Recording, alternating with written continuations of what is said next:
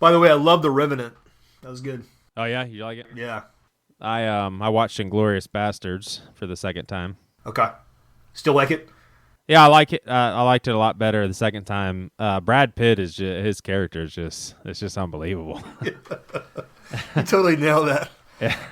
Like what I love is like when he's around the Nazis, the look on his face, like he's got his lip kind of sticking out a little bit, and you could tell he just hates them, but he's got to be. And he has no fear at all. Right. He doesn't care. And what does he say that time? He says, there's a problem that this is in the basement. First of all, being that it's in the basement or something.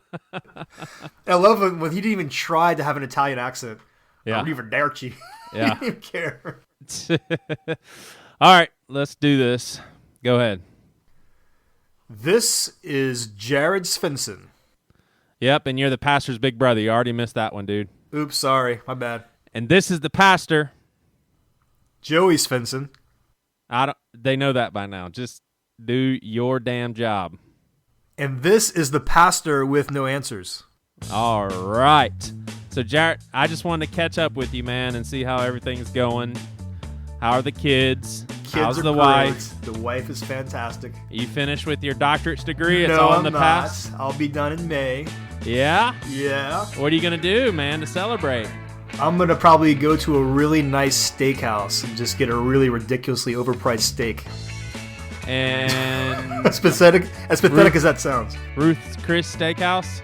Yeah, there's one. We have one here, and also New York Prime. I heard is really good. So Ooh. probably one of those two. Ooh. How much money would is there any amount of money that Sarah would accept? And this is anybody that's listening in front of the kids. This is an inappropriate question, so go ahead and do the earmuffs. Turn it off. I don't want to offend any family members. So, Jared, would Sarah accept any amount of money for you to celebrate with a harlot? So I'm paying her for her permission? Is that what you're saying, essentially? Oh, so basically, if someone said, "Hey, Sarah, here's $2 million," Jared's going to celebrate with a harlot. I'm just kidding. You don't have to answer that. That's definitely a Joey question. I don't know. I mean, yeah, I'm hoping there's no amount of money. I'm hoping she would say, "Hey, you can't. I'm not going to accept anything." Sarah, I have faith in you that you would not accept any amount of money. So, Jared, Mama Jean pulled some shenanigans at church, and it was I heard about that. Yeah, definitely eclipsed anything that. So anyway, I don't know, man. It's crazy. I really think that if she were to, and I think Mom's having to make some tough decisions about her and church and stuff, because right now church is the only thing she really has going in her life. I kind of think where she's at now, in 2 weeks, if she doesn't go to church, she won't even remember, and it won't even be a big deal anymore. I mean, I think that's probably right. Yeah. That's how fast it is. But she didn't know what communion was. She didn't really understand what anything was. So yeah, it's just kind of crazy. Yeah, and Mom says like she goes and thanks your drummer after service. Yeah, no. That's what happened is during response time between the two songs. So basically everything is quiet, right. And they just finished a really soft song where everybody's responding, and they're transitioning into another song, and she goes up there and goes for a hug, and so he kind of stands up and tries to give her, but she's just like, "Oh God, you're just so good. I just thank you. Man. God loves you. I love you." And then he sits down, and she's still going, man. It's just it's crazy. Awkward. What's crazy, though, is it was very endearing. You know what I'm saying? I mean, nobody was like, that dang woman sort of thing, but I understand the situation it puts Mom in. I mean, that's just that's kind of a lot to take on mentally, just not knowing what your mom's going to do. But, you know, I guess this is really some crazy personal family stuff that everybody gets to listen to. But Priscilla and I were talking about just how for Aunt Joan and Mom, just how profound is it that they've lost their mom from the standpoint of being able to interact on a social level? Like, do you remember growing up and Mom and Mama literally talking on the phone for hours? Oh, during yeah, the day? definitely. I mean, just hours. The phone was obviously connected to the wall, so Mom's cleaning the house, and she only has a certain radius. Yep. She couldn't go further than what the cord would allow. But And it was throughout the day, too. I mean, they would call each other, like, from, like, 8 in the morning till 10 at night. throughout the day, So definitely. Is it understood by the people that go to your church on a regular basis who she is? Yeah, for the most part, because I actually, well, the funny part of what happened that morning too, and I actually made a joke when I closed everybody out. I said, "Hey, a lot of y'all know that my Mama Jean is a precious part of this church," and I said when she first started going here, she knew who I was. She knew I was her grandson, and I was the pastor. I said, now I'm just the dude on the front row that she literally 5 minutes ago told me to get out of the way so she could go to the drummer and tell him that he's doing a good job. Dude, she literally looked at me and said, "What are you doing? Get out of my way." I was like, wow. Oh, crap. That's aggression there. Yeah. Hey, I was talking the other day with, gosh, I forgot who I was saying this, but how all the... It seemed like for a while some old school names were coming back, and I think there's like a sect of parents that are saying, "Hey, let's bring back the old school names." But then you got the soccer names like Ford and Walker and Gavin, and why are they soccer names?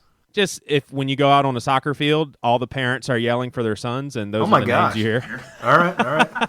But Here's something that I was thinking though. Will these names ever make a comeback? And I'm not, Dad. You're probably listening to this at some point. I'm not crashing on your name, but can you imagine naming a little kid Virgil right now, or like our grandpa Halver or Belvedere, or a little girl Maud or Mamie, or Ethel or Martha or Ethel or Martha? Right. I mean, are those names going to come back? I think so. Yeah, I think you're right. Because, I mean, right now it seems odd, but then that oddness starts turning into coolness in like a decade or so, or 3 or 4 decades. So I think so, yeah. Because think about this, too, because I remember distinctly, like, in the mid-'80s, it was fashionable to have spiky hair. Yeah. But then, like, in the early 90s, it was definitely not fashionable. So I was thinking to myself, will spiky hair ever come back? Yeah. And sure enough, in the early 2000s, mid-2000s, it was totally the thing to do. And even today, kids gel their hair up. So those fashion trends, they definitely come up, whether it's a name or a style of clothing or a haircut. Yeah, so I think. Dude, what I am loving now is in the black community, the old school haircuts for the males are coming back. Like shaving it really close on the sides and on the back, and then on the top, like either like spiked or like a mohawk or just something or like a flat top. Is that back? Yeah, okay. Totally. Like it reminds me of middle school. For the era that we grew up in. That's what everybody was kind of like. All right. So anyway, we actually have a treat for everyone today, as we do every single week. If you haven't caught on by now, but today we're going to be discussing. What would you just put all this in? How would you classify this generally, Jared? Just basically Nephilim, or is this going to be paranormal or no? aliens? I think the discussion will be, can we accept as literal truth this idea of the Genesis 6 Nephilim? Looking at the historical evidence, and then also the implications when it comes to spiritual warfare, when it comes to perhaps, I know Toby and Matt would laugh, but the end times, which Joey and I think are relatively close to us. So I think it's the Nephilim, and then perhaps we'll get into the Nephilim UFO/alien connection, things like that. So sweet. So enjoy.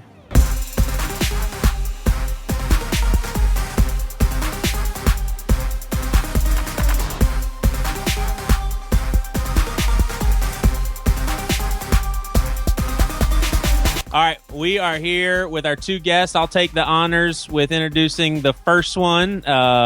Me and Matthew DeBose Carter, we go back, man, to 1998. We've seen some embarrassing things about each other, and we have matured beyond our years. Both of us are so you say, functioning citizens of society, upstanding, godly, young men. I guess not young anymore, but anyway, Matt, good to have you, man. Good to have you. I'm glad to be here. Thanks, man. I'm glad you're glad. And Matt, I'm going to speak for Matt because it makes him really uncomfortable. He thinks all of this is just ridiculous stuff. He thinks L.A. is stupid. He thinks Jared is... No. Uncomfortable ain't the word for it. You irritate me with your presumptions and pronouncements of me, but I ain't uncomfortable. All right, Jared. So I'm a big fan of L.A. Marzulli's work. I think I ran into his work maybe 2 years ago. I read The Cosmic Chess Match, which I found was absolutely mind-blowing. I've also read On the Trail of the Nephilim. I haven't started watching his the Watchers series yet, but I really want to. So he's a researcher, and I think one of his primary areas of research would be studying the Nephilim. Is that correct, LA? That's pretty much it. Okay. Awesome. Well, Jared, just get us rolling, man. Get us warmed up, ask some questions, see where we all land on this stuff.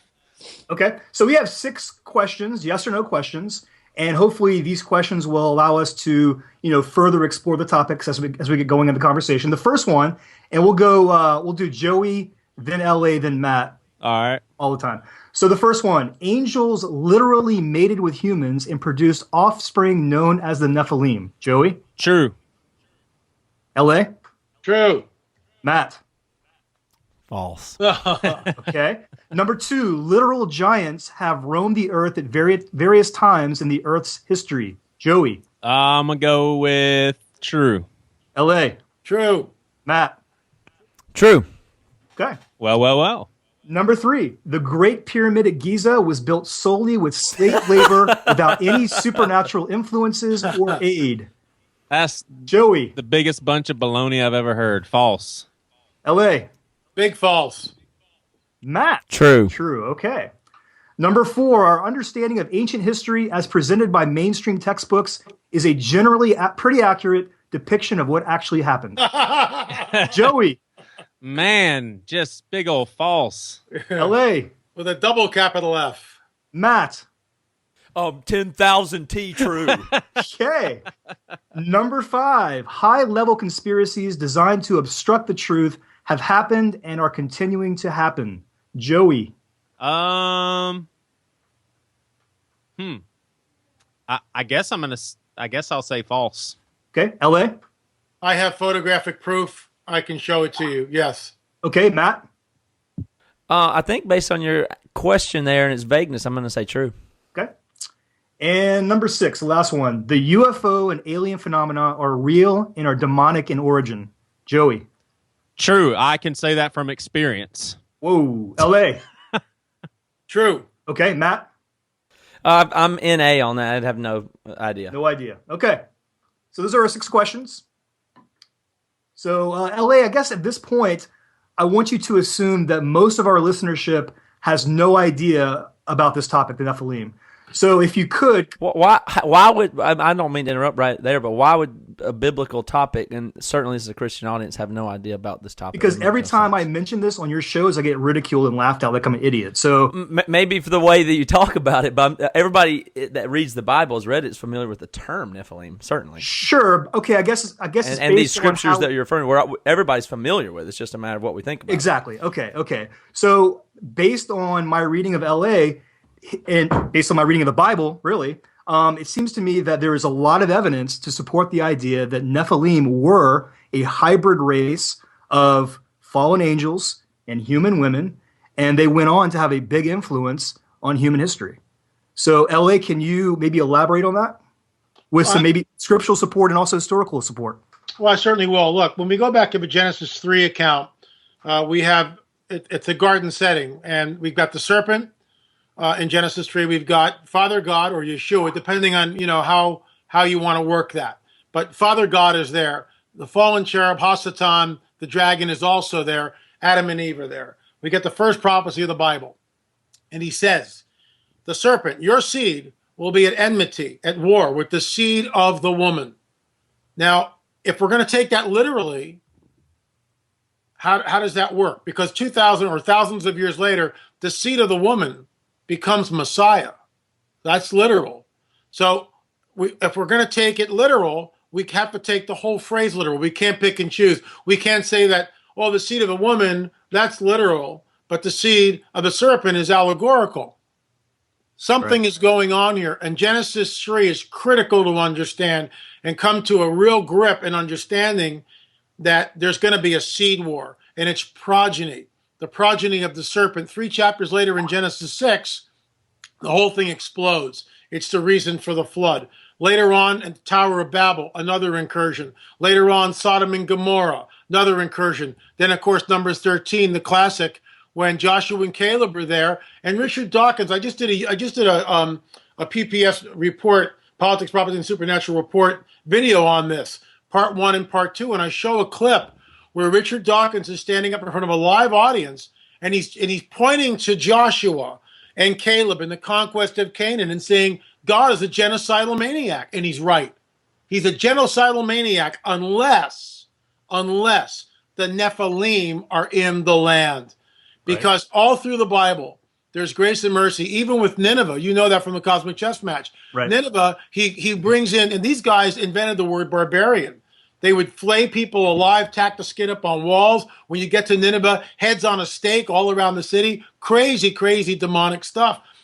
He sends Jonah, they repent. Grace and mercy is extended. With the Nephilim, every time they show up, no grace, no mercy, because they're unredeemable. They cannot be redeemed.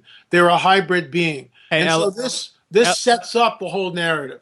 Yeah, LA, would you? So if someone came up to you and said, "Look, you're going to have to talk to me."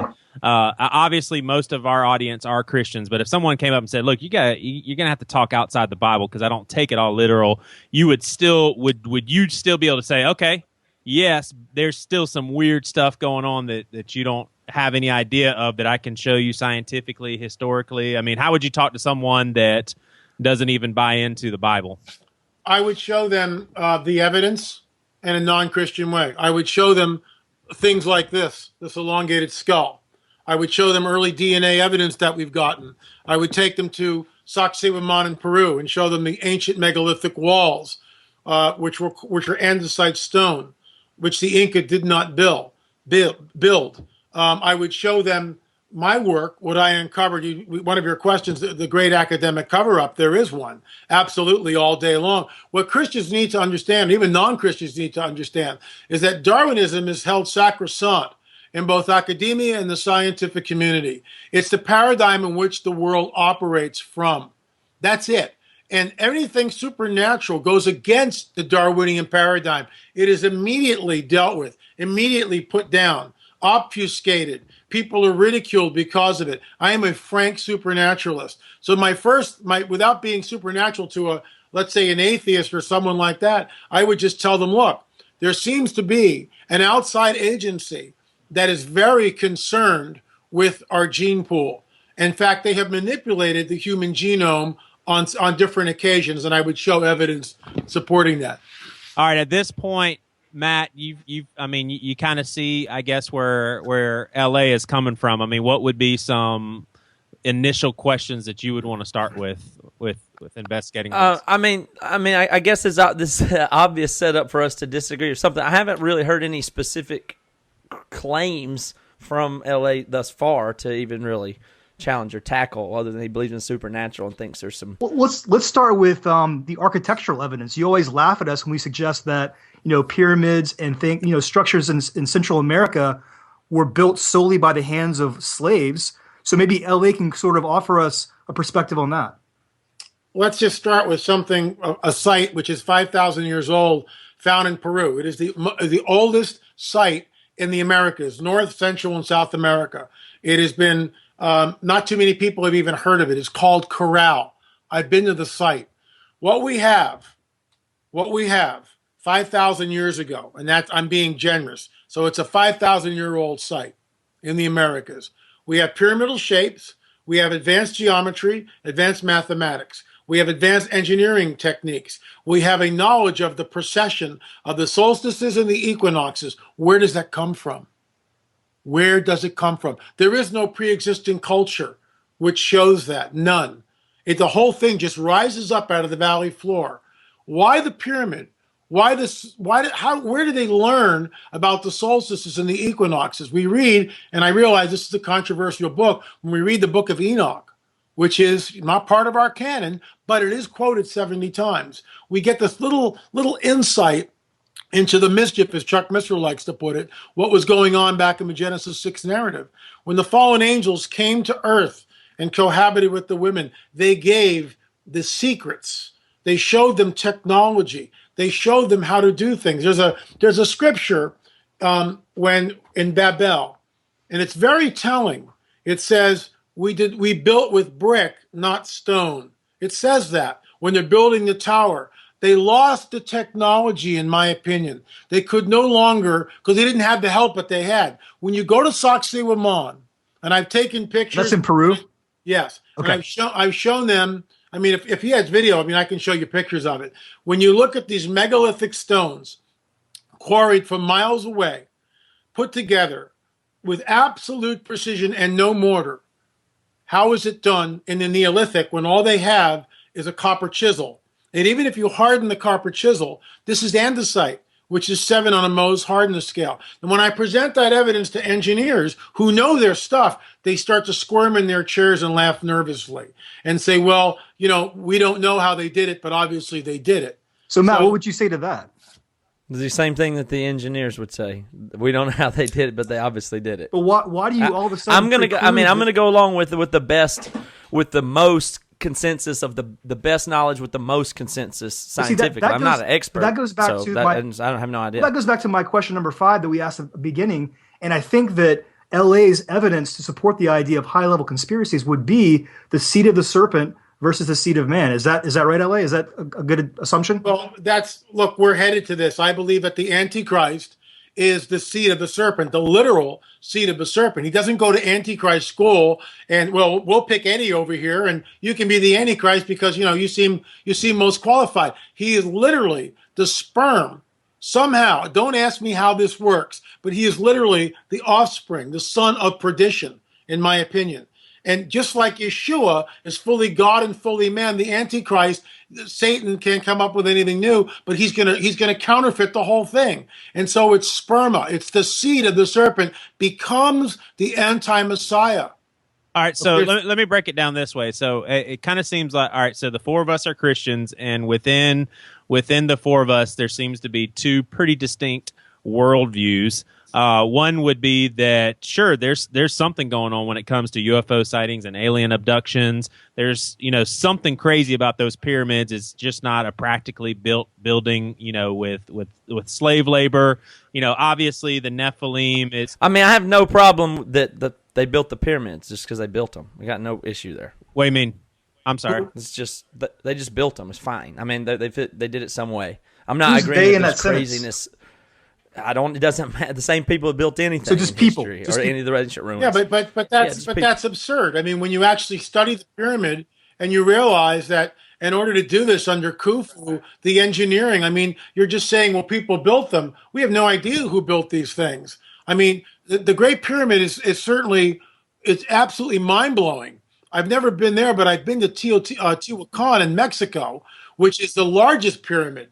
And there's, where does the knowledge come from? Where do the tools come from? They're not there. And the Egyptian... I go along with the predominant bulk of archaeologists and scientists and what their opinion is. Since I don't know, I have the choice at this time to believe something that you're saying that sounds a multiple claim about a conspiracy taken from weird stuff that sounds funny to me, or I have the choice to go with the general scientific community and archaeologists who study it and are not. I don't believe all archaeologists, or 90% or 99% of them, who believe the pyramids were built without supernatural stuff, that aren't freaked out by it. I don't have any reason to believe that 99% of people who make their living and teach archaeology are in on a conspiracy or are wrong. I have to go with them. I have no choice. Either that or a guy, just one person telling me something that sounds crazy. These same scientists are ramming Darwinism down your throat. No, I don't agree with that. But wait. So you can make that statement, but I don't have that. That's not the point of view. Let me ask this real quick. Point of view, but that's the same mindset. All these scientists that you're pointing to, that's the paradigm that they operate under. That's the paradigm that I operate under. No, Darwinism? So I'm trying to ram it. Yeah, I'm one of the Darwin rammers, as you put it. Let me. So you're a Darwinist. I mean, I'm not opposed to it. I'm saying that a little to make the point that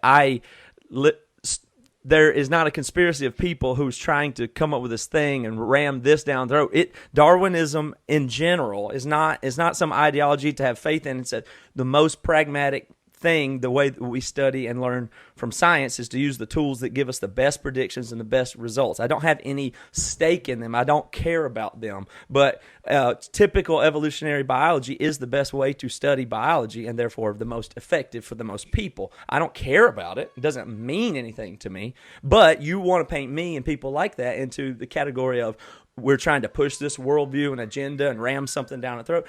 Archaeologists are people that like studying bones and digging things up, and then there's at no point do they come in on a conspiracy or say, and now we've got to push this agenda, and so we're all going to get together. They are operating under a paradigm, and they're trying to sustain this paradigm. They're trained in the paradigm, they work in the paradigm, they're funded in the paradigm, and they publish in the paradigm. So to leave that paradigm, I'm in the paradigm. Matt, let me ask you this: like, I and almost everybody else in the world is in the paradigm. Let me ask you this though, Matt. Like, when it comes to the virgin birth and the baby growing up to be a savior that died on the cross and rose from the dead, I mean, you're in the minority. I mean, that's I believe that's supernatural. Yeah, but so you're going against most scientists in that, right? Right. So that's the only thing.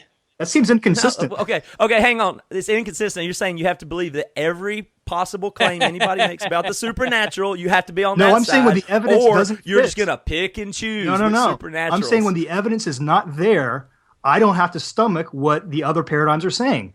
LA's pointed out inconsistencies in the dominant worldview. I would just say that the evidence, I go along with the general scientific community unless I believe otherwise, just like you do. Except with the virgin birth. I'm going to show you a picture. Right. I'm going to show you. Unless I don't, if I believe in a certain supernatural thing, I reserve that right, as do you. But in general, I go along with the general scientific community, just like you do with quantum electrodynamics or theory of gravity or any other thing. You go along. Your worldview, Jared, Joey, and LA, is the general scientific academic one about everything in the world, except for a few things that you choose to take a supernatural point a lot of of view things on. for me, and that is fair. Not really a lot. Matt. I mean, you believe in 99.999 things that scientists respond say. to this picture. Matt, here's the picture from my book. Okay, can you see it? And so for the audience, we're looking at basically, it looks like an archaeologist standing at the foot of a tomb with a giant skeleton. Okay, this was found in Catalina. I found it. It was tucked in the archives. It took me 10 hours. I spent 10 hours in the archives going through photographs, all sorts of journals. I had this photograph analyzed by three different people. It wasn't a blind study, but there was no collusion between the researchers, all right? We know that Glidden's height was 5'8". All three put the skeleton at around 9 feet. That's not supposed to be here. So we go back to the museum. We go back to the museum a year later, after I had been on the History Channel talking about this. This is the picture that they show the public. What's missing? The bones aren't in the photo you're showing now. Thank you. Okay, so what we do know one thing, and that is some photo. We have a photo that has been altered. But from my point of view, I have no idea, have no ability or data or evidence to say which way it was altered, whether to put the bones there or take them out. Well, it's an archive photo. I have no ability to have any discernment about that. Come on, you're a smart guy. They cropped the bones out of the picture deliberately. Or you put them in. I don't know. How would I know? Excuse me? What? Or you put them in, or somebody else put them in. How would I know the difference? Matt, that's incredibly insulting, because I placed my integrity and I put my honor on the line that photograph, and I had it analyzed by 3 different people. That was not Photoshop. That's an original photograph from 1919 found in the Catalina Museum. So if you're going to come at me with an attack like that, it's certainly not coming in. It's certainly not an attack. You challenge his integrity, Matt. I mean, no, I'm saying that there's a person who I've never met, and he showed me 2 versions of a picture, which I don't even understand the background. I'm not denying there's 9-foot tall giants. I came down on the side of there is giants. Yeah, but I think the point of that photo was. But if there's a claim, I'm sure there's another person that I could get on a Skype call that would put his integrity on the line and say it was photoshopped the other way. But I have no ability or evidence here. This is firsthand. LA's firsthand telling us this. Yeah. Secondly, the point of it was to suggest that there is a conspiracy. He unearthed this. He discovered this, which basically flies in the face of modern history or modern studies of history. And yet, the next time he turns around to find that picture, is gone, mysteriously gone. Right. So it's evidence of a conspiracy. I have no way to weigh in on that one way or the other, and have no thoughts on that picture. Well, you have a first-hand account of a picture that I'm looking at over Skype on the internet. Okay. And what you got to realize here is, I can see where this is going to go. No matter how much evidence I show you, And I can sit here all day long and show you thing after thing after thing. You'll dismiss it, and you'll say, "Well, people built it, this and that and the other thing." They have no freaking idea how they built the pyramids. No one knows how they built Teotihuacan. No one knows where this knowledge comes from. You can't duplicate Sacsayhuaman. No tool by any archaeologist has ever been found on that ancient wall in Sacsayhuaman. They have no idea. When you go to engineers today, they go, "I don't know how they did it, but they did it." But what if it's not they? What if it's something supernatural? What if the Nephilim and the fall? I call all this fallen angel technology Nephilim architecture. And what they did, and Matt, you got to understand this. What they did is they set up regions all over the globe. Hear me out. They set up regions all over the globe, and these fallen angels were worshipped as gods. Think about this. When Moses and Aaron show up in front of Pharaoh, there's a full-blown occult society, and it's the ruling paradigm. There's magicians that they throw down their staffs and they become serpents. That's literal. That shows that the forces are already here on the planet. They've dominated the planet. It's the existing paradigm. And basically God goes, "Okay, you done now?" I'm paraphrasing, obviously, tongue in cheek. You done, Satan? You give it your best shot. Now I'm going to bring my two guys, and one doesn't speak that well. And he brings in Moses and Aaron. Everything changes because he's the real God. And it goes on from there. But my point is this. There's a full-blown occult paradigm. Where does it come from? Where does that knowledge come from? Why do the magicians are able to duplicate the first 3 plagues of the Bible? Because they're tapped into something, and that something was here. And now it's retreated on some level. It's not like it was in the days of Pharaoh anymore. It's gone underground, but it's still here. Hey, Matt, okay, go ahead, Joey. Well, really random question, LA. And y'all go ahead, and all of y'all will laugh at this one, all 3 of you. All right, is there a chance of Nephilim being on Earth right now, like hiding out somewhere? LA? Wow. Is that a dumb question? No, it's exactly what I would expect, and it's exactly what we keep hearing. Let me just tell you one story. Yeah. Okay? This is from a pastor whom I know. I've spoken at his church 2 or 3 times, okay? I interviewed him right after it happened because he texted me. He was all freaked out. So we did an interview. The guy's out doing a prayer walk on a Saturday morning. Okay, it's a beautiful day. It's like summer. This 2015, last summer. Beautiful day, summer. He's out prayer walking, minding his own business, getting close to the Lord. No one's around. In the distance, he sees a jogger coming to him. Very tall, athletic woman. Nothing unusual about that at all, okay? I mean, women basketball players. This woman's about 6'3", 6'4", strikingly whitish, blondish hair, cut like shoulder length, pulled back in a ponytail. But he's like, for some reason, he's on edge. He's not sure why. As she comes closer, their eyes meet about 20, 30 feet away, and he sees that her eyes are strikingly pale blue. His hackles are up, and he doesn't know why. He feels uneasy, and he doesn't know why. As she comes closer, and remember, she's running, about 10 feet away, the eyes go black. And at this point, Pastor Mike, he immediately out loud begins to rebuke him in the name of Jesus, in the name of Yeshua, out loud. Now he knows what he's up against. And as the woman comes running by, she turns her head, bares her teeth, and growls at him. Whoa. Now, what was that?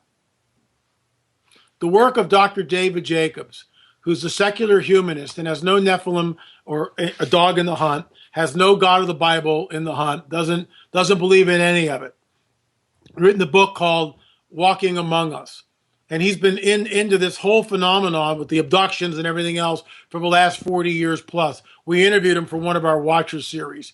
He claims that hybrid entities, which I would call modern day Nephilim, are now interacting with us. And I'm getting reports, not a lot of them, but I'm getting reports from people that have had encounters with beings that do stuff like this woman. Matt, you said that Bridget acts really weird once a month, right? If she wasn't so short, I would definitely think she's a Nephilim. It's just the height is the only issue I've got, or I would be on your side of that. I'm out of here. No, LA. One thing I would do want to say is I remember before, I guess in the early '90s, I was in college, and I always thought about the fact that if it was proven true that there really were aliens visiting us from other planets, that would completely rock my faith. That would shatter my faith. Sure. And then I stumbled upon the work of Chuck Missler, and I started to see the biblical perspective of how there could be some kind of tie to demonic activity and aliens.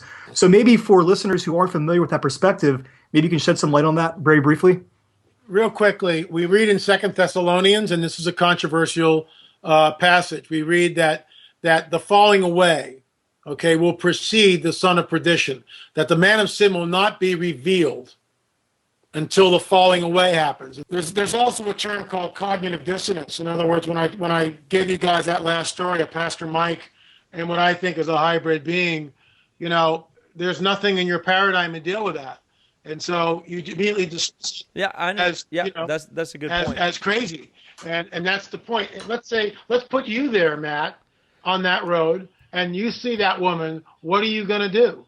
And see, that's the thing. It's one thing to sit back and, in a pew or whatever in our own little deal. But when you stand in Saxe Waman, or when you look at evidence like this, well, let's just stay on that. Let's just say about cognitive dissonance, like you say there. The problem is that you are totally correct. If I see something that doesn't fit something that I have any category for, I will reject it, and that's true. And that would also be true of everybody. That would be true of you. I mean, that's just a fact of the way it is. So if there's something that doesn't fit within whatever paradigm that you have, you also would have the same trouble. Such as we had a let's say. Hindu person on here with some completely other alternative explanation, or some people that believed in a non-demonic aliens in some total other realm, then you that wouldn't fit your paradigm, and you wouldn't be able to explain it. I wouldn't have cognitive dissonance with it because I come from all that. In other words, I've already traveled through that. I've been into the whole Hindu thing. My third eye was open. I had a guru. I had to renounce all that 36 years ago. So I come from that world. That's a bad example for me. Right. If there was something that didn't fit your paradigm, you also would take things in your paradigm to create the explanation. So would I. So would Joey. So anybody. So yes, of course, if you're suggesting hybrid beings walking around, I will come up with a different one. And even if there are hybrid beings walking around, then I will be wrong. That is true. You're right about that. But that still doesn't mean I have to, and therefore must, and anybody else would, accept things that don't make sense to them and they don't think are true. I agree. No one's asking. I'm not asking anyone to accept it. All I'm saying is that the evidence, in my opinion, there's a preponderance of. Sure. And I think it's reasonable for somebody to choose.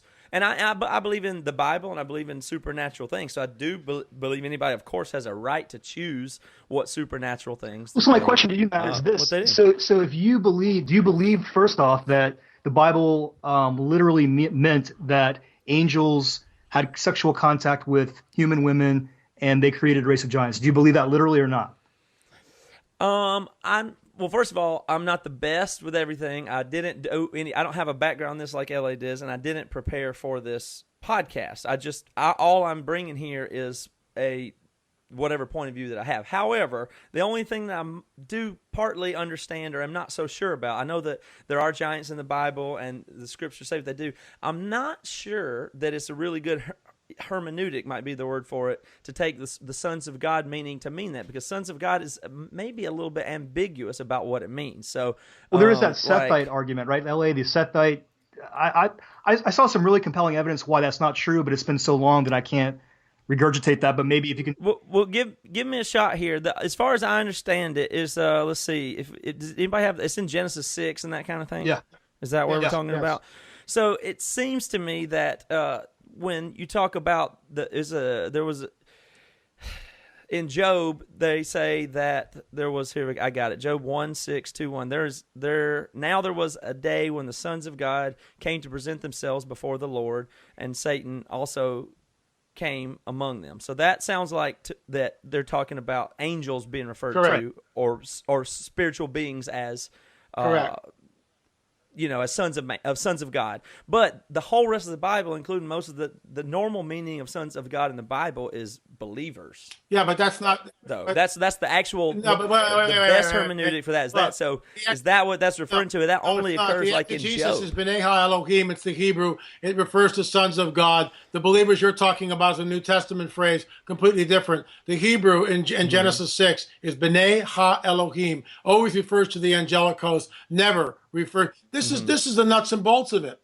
I mean, Well, I'm just saying I'm not an expert on that. I know you have the research and everything, but like in the the rest of it says, but as many received him, he gave the power to become sons of God. Even and so you're saying it's a different Greek versus word Hebrew there, but right? Greek versus Hebrew. Right. I'm just saying. And all I have is my. I mean, I can't. I don't know Greek, but in my Bible, it's the same phrasing. I think, and there's only one place where they refer to what is like angels or celestial beings as sons of God, and that's in that one spot in Job, a poetic book. So I don't think it's necessarily three clear. other times in the book of Job, the same phrase. In that book though. But the rest of the Bible has sons of God as something different. And then it also seems to me that sons, like angels, aren't. As far as I understand it, with the whole Bible, I believe angels are asexual, and that we'll be either given into marriage and stuff. So what does the seed of the serpent mean, and where do the giants come from? It says they're giants in the Bible, so when they say giant, that means whatever it means. I assume that's a Homo sapien in general that's large. I don't know what else to say that there. But when the evidence, they're digging up, 9, 10, 11 footers, that's a pretty strange Homo sapien. Yeah, I guess so. I mean, I don't know. And when you say they, I'm not sure what the rest what the rest of the scientific community is saying. They scoff at it. They suppress it. Or exactly. Yeah, but I don't have any reason to think why they would do that. I don't because it goes against the Darwinian paradigm, which is sacrosanct. Right. Yeah, I know, but I'm already telling you, man. That's all we're doing. I don't think I've gotten my newsletter this week, so I'm not up on the way. But I'm one of the Darwin pushers, so yeah, I'm going to try and suppress it. And if I can out argue you, hopefully I can win some more people to our side and keep them deceived. The godless side of blind evolution. Right. Okay. Exactly.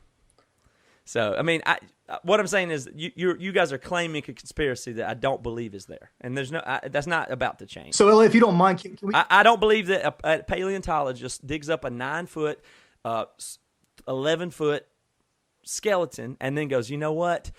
This would be a great discovery for me, but I cannot challenge Darwinianism because they would come. What if I were to tell you?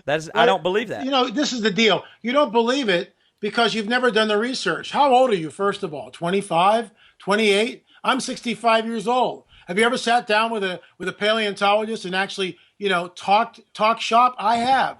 And I'm pulling rank on you because I need to, because you're spouting out a lot of stuff. But wouldn't the paleontologist pull rank on you, though? Let me finish. Here's the deal.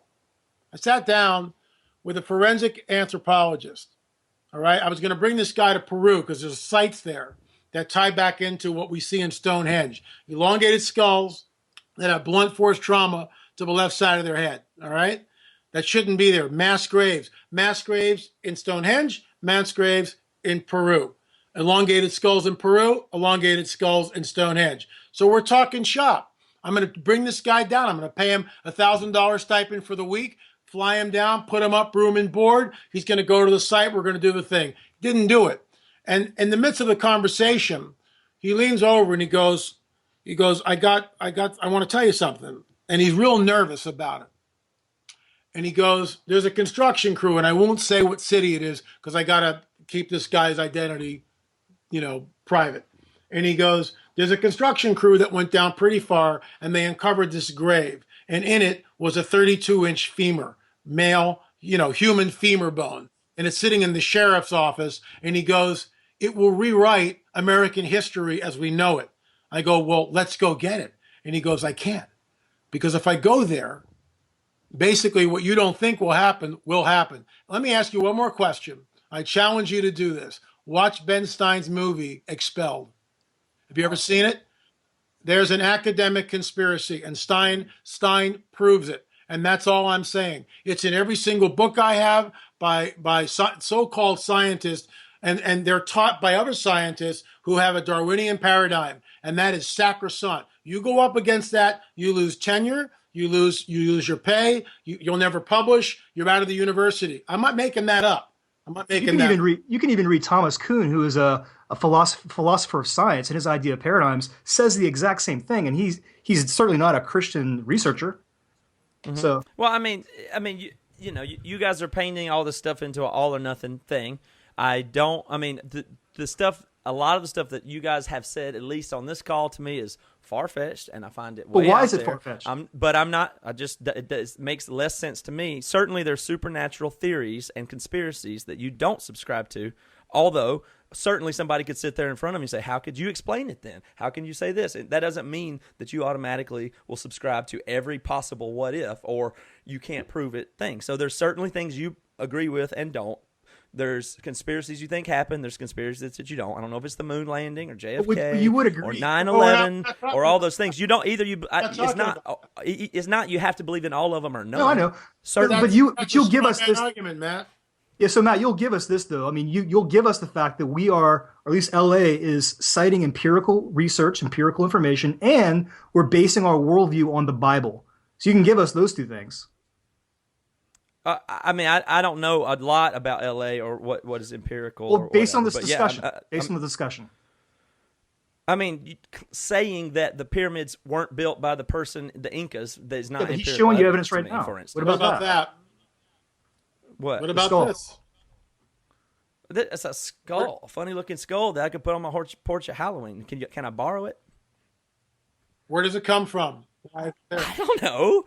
I have no idea where that skull but he comes from. does. It come from Target, No, LA maybe. I don't Matt, know. if we I'm not believe accusing anybody. I'm saying that's not we empirical believe it is evidence. empirical Somebody evidence. to show me a funny shaped skull is not empirical Matt, evidence. why? Because you say it's not? That's an absurd argument. Yeah, but it's Well, just that's an absurd what if I argument. show you something different? Because I have the scientific evidence which shows what this is. Yes, So you may. You're just up But there going, that's empirical not- evidence, blah, blah, blah. And no matter what I throw at you, you're just like a typical skeptic. No matter how much evidence I show at you, you will never allow any evidence in because it For might what purpose? prove you wrong. What is my Might prove you wrong. conspiracy or goal here? What Your is it? goal I'm is to trying from your refute point of any view. evidence that we show you. How is this For done, what? Matt? For what How purpose? I is have no this done? idea. I have no idea what purpose. Oh, I agree with Jared. Jared, I have no idea Well, there what you that go. comes No, from. I have no idea why you're But trying then to. you dismiss it. That's Right. called ignorance and arrogance. Yeah. If you have no idea what it is and you dismiss it, I didn't dismiss it. I said I don't know where. You asked me where it came from. I don't know where it came All from. right, so let's steer this conversation. So LA, before we got cut off, I had asked you about the alien and possible Nephilim connection because again, to me, that was such a threat to my faith. And so when I read Missler's ideas on that, it made a lot of sense. So if you could just maybe briefly in 2 minutes kind of summarize that perspective or that worldview, that might be helpful to some people in our audience. Hey, Priscilla, will you please pass some more popcorn? Thanks. Basically, I stand on the shoulders of my mentor. This is me receiving an honorary doctorate from Dr. I.D.E. Thomas years ago. Okay? Dr. Thomas wrote a best-selling book, which we've all cut our teeth on, called The Omega Conspiracy. Excellent What he talks about, it's an amazing book. He breaks down the Genesis 3, Genesis 6 narrative and ties it into what's happening in modernity. And he does so point by point. You can go on YouTube, Matt, and dial Dr. I.D.E. Thomas and watch this little soliloquy at the end of a movie, which is probably 20 years old. It's brilliant, absolutely brilliant. And it's unscripted. I mean, they just ask him a question and he goes on for 3 or 4 minutes just without a comma. The guy was amazing. The bottom line is this. Something is coming. Something is coming, and it is the seed of a serpent. As Chuck Missler says, Satan is outnumbered 2-1. He's building an army. We know that. And what is coming is a one-world religious system and a one-world financial system and a religious system. Global government, global religious system. Our that's book biblical. says that. That's biblical. Right. How does that happen? It happens when they show up. And it happens because Darwinism creates an intellectual vacuum pretty much in everybody. Where do we come from? How did we get here? When Stein sits down with Dawkins and says, how did it begin? Dawkins has no idea. And then he basically promulgates what I would call the coming great deception. He says, well, it could have happened this way millions of years ago in a galaxy far, far away, a race of aliens who rose to some sort of high civilization by some sort of Darwinian process, created us here, seeded us through the galaxy. You can watch Ancient Aliens every Friday. That's what they're promulgating. Mile-wide craft, and I've never seen a mile-wide craft. I've seen smaller scout ships too, but I've never seen a mile-wide craft. But I've spoken to people who have. and it changes everything. I've spoken to 2 pilots who have seen mile-wide craft. I spoke to a guy down in Texas whose phone was bugged and black helicopters, the whole thing after the event. Ricky Sorrell. That account is in my book, Further Evidence. He's out there deer hunting and he looks up. And he gets caught in brambles and he looks up and there's a mile-wide craft. And he goes, what is this? Yeah, who's piloting these mile-wide crafts? Well, I honestly believe it's the fallen angels. And when they come, they'll say this: we created you. We genetically manipulated early man. We started the world's civilizations. We started all the world's religions. And we've helped you through the years. But now, at this critical juncture in human history, and we're getting close to it, we've come back to usher mankind into a golden age. And I think that sounds crazy, but that's exactly what the other side of the aisle, I've done the research. I've spent the hours. That's what they talk about. That's what they hope for. They're already on board with it. The Christians don't even engage in the conversation for the most part because they don't understand what's going on around them. Too much insulation. That's the great deception. And you would say that brings a lot of understanding to the elect being deceived. Like the verse that says, yeah. Interesting stuff. You guys all like each other still? I like all of y'all. Yeah, I enjoy talking to people. It's nothing personal. Nothing personal. You want to go to Peru? If you're paying, I'd be glad to go with you. It could be a nice ride down there. I mean, I'd like to say I'm open-minded to stuff, and like I said, I believe in some supernatural stuff. Not this one. I don't know if y'all are with the moon conspiracy or chemtrails. I don't know how else you explain all those things. So I would suggest that you all don't believe everything suggested to you, and nor should or necessarily do I to believe something. But I do think may believe it, like a virgin birth or something. Yeah, like here's that. what I would say, and Matt, you and I are great friends, and I think all of us. I agree with Matt, and one thing Matt says all the time, and I agree. I think some people are more susceptible to, ooh, I bet you that's kind of true. That sounds kind of crazy. Where and then people like Matt are more skeptical. But it does seem, Matt, that with what we've talked about, you're not even interested in the details. You're not even interested in anything because it's just like, I just don't ascribe to it. Where it seems like there'd be, okay, listen, guys, I don't ascribe to it, but all right. Well, I can tell you why. First of all, there's way more things that are said here that are possible to keep up with. Right. Or make falsifiable, or follow down. I mean, we could spend forever on the hermeneutic thing at the very beginning of art. What does it mean when they say sons of? I mean, you spend forever on that. So certainly you can't get into challenging everything. Also, I'm not researched on it. So in general, the only thing I would say about these things, the reason I would care to not just go along with the people in front of me, which would be the easier thing to do, is because number one, this type of thing has all the markings of every urban legend, myth, conspiracy theory that are really entertaining to believe in and people gravitate towards. So this has the markings of that. Also, I'm not certain that the hermeneutics make sense, just even in general, of where you get it from. And I'm going to go 2 more steps. Next one is I don't care at all about it.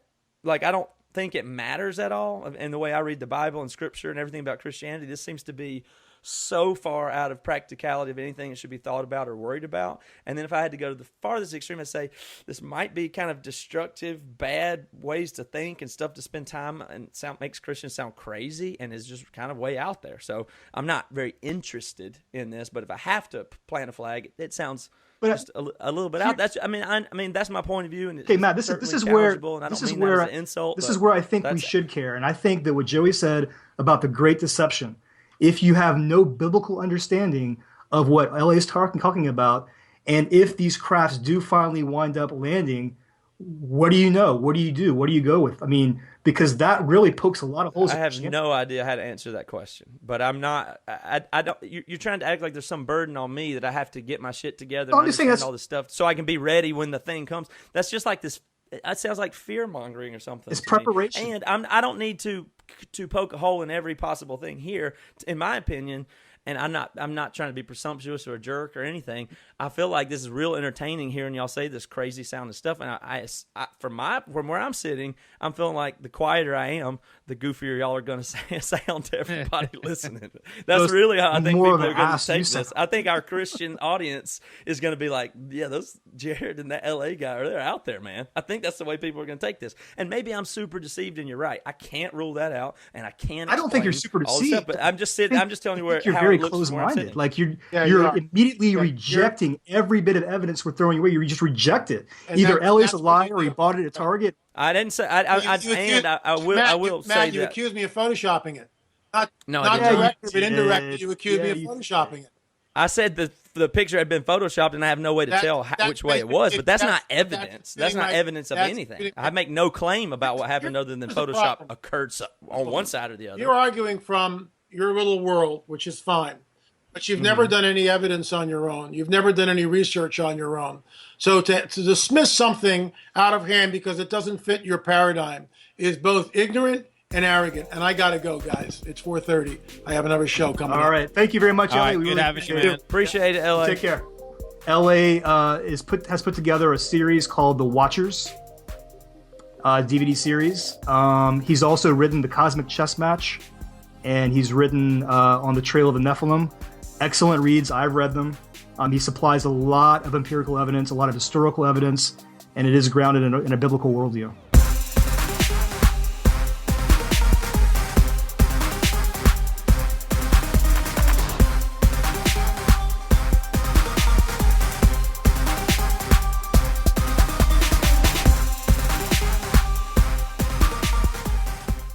Yo. This is Youth Pastor Joe. Thank y'all for visiting, man. I hope y'all enjoyed taking them Happy Meals and blending them in the blender and eating them things, man. Hey, you guys stay out of trouble, man. We'll see y'all next week. Anyway, if you want to join us on Facebook and continue the conversation, just go to facebook.com/BCPastor. We also on Twitter. You can go to @PWNA Pod and follow us on Twitter.